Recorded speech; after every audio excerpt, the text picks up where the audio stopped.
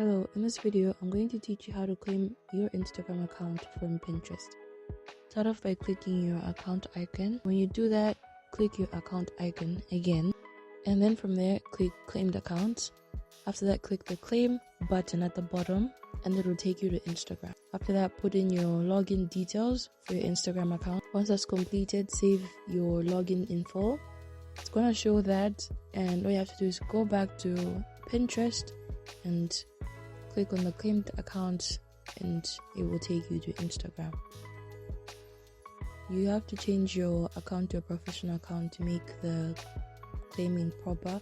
Then you choose a business account. Then you choose what type of business account your Instagram account is.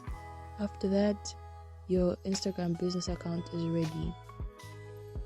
This is the final stage where you have to click allow for Pinterest to have access to your Instagram account.